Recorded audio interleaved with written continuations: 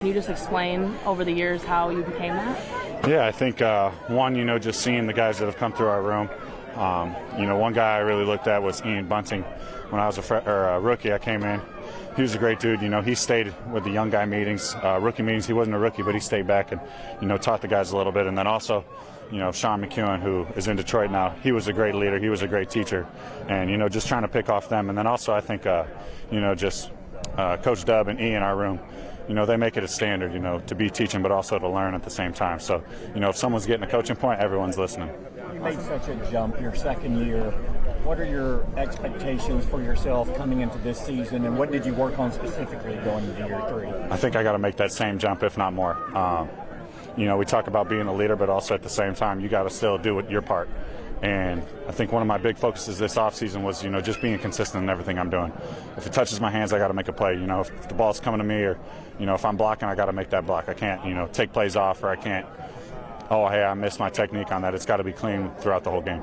Is it different mentally working your way up to be the guy, and then once you are the guy, is that a little bit different mental approach? I think it's the same mindset every year. Yep. Coach said you worked extremely hard during the off season. Can you talk about off-season workouts and how what I'm saying? Yeah, I think a lot of it was my speed, but also at the end of the year I finished at 240 pounds, and while I was still strong, that wasn't the weight I could move guys at. And at the exit interview, coach was like, we could get you to 250, 255, and right now I'm sitting at 255. I ran faster than in all my testing, ran faster than I did at the combine, and then tested all, and my lift's better. So I feel really good right now. I feel like I'm running well. I feel like I'm, obviously pads aren't on yet, so real football's yet to be played.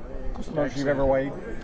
No. I was pretty big at Wisconsin at 1 year. Yeah, little beer belly, but not anymore. Do you feel like you could be one of the better tight ends in the league this year?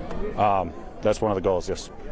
Dak says that he is in the best shape of his career. Can you see it out there? Yeah, that's father strength, dad strength right there. So for sure, dude's a hard worker. You see how he comes into work. That's an infectious mentality. So, it's trickling down for sure. Where do you feel like your chemistry is at with Dak right now? He has built. Yeah, I think it's great. We went out on the Oregon retreat, not just doing work on the field, but also work off the field, getting to know each other, getting to know our guys, getting to know Dak a little bit more. And, that goes a long way because you got to know in tough situations in the game, and, when it's crunch time, you got to know who your guys are, how they react.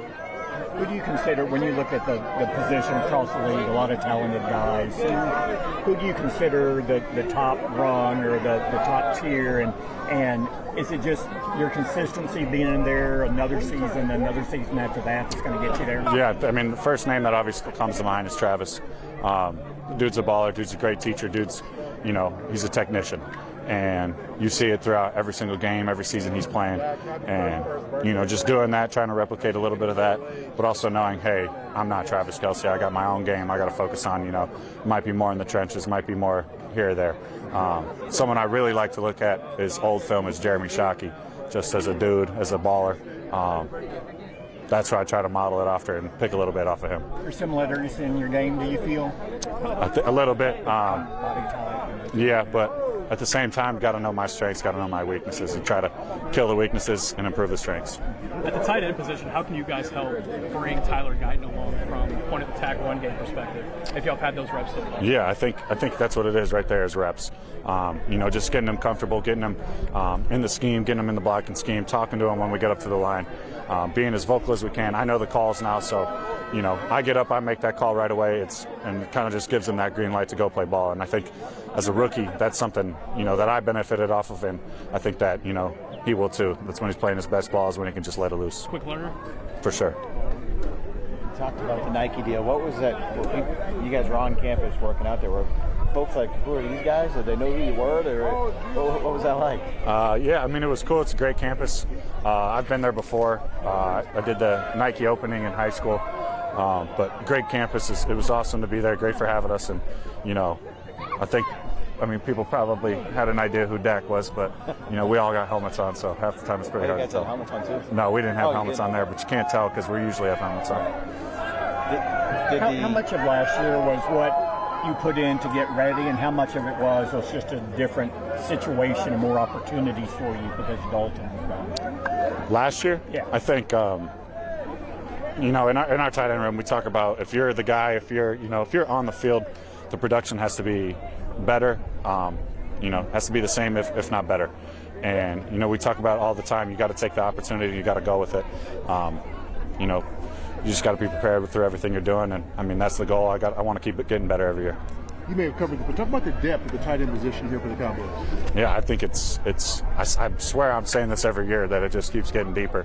But we've got a lot of guys who can make plays. We've got a lot of guys who can, you know, do some good for us. And I think that's really good. That's a lot of good competition. It also, you know, keeps me fired up seeing these guys make plays. I mean, we got 7 guys right now, and I mean, I think any team in the league would be happy to have any 7 of them. With so many guys at that thing, was it almost like a mini camp practice for y'all? Like there's 18 of y'all, are you able to do a whole script and everything like that? Oh yeah, we got our work in. We got a couple 2-minute drills in each way, each group, 3 groups, 3 QBs.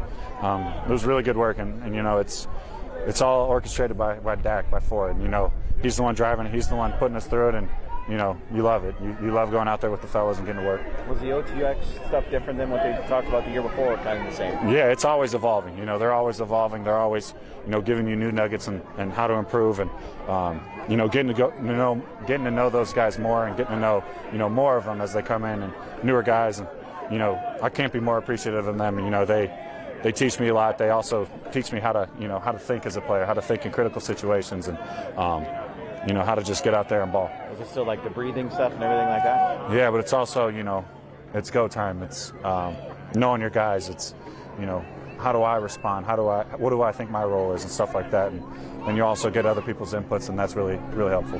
Describe your comfort level with that. Yeah, really comfortable, but I think, you know, there's always room for improvement. There's always little nicks to be had. There's always, you know, if we miss something on the field, let's go back, let's talk about it. You know, I'm going to go into that QB room, talk to him about it. Let's clean it up so when we do get it again, you know, we're clean. Because when it comes game time, there are no do-overs.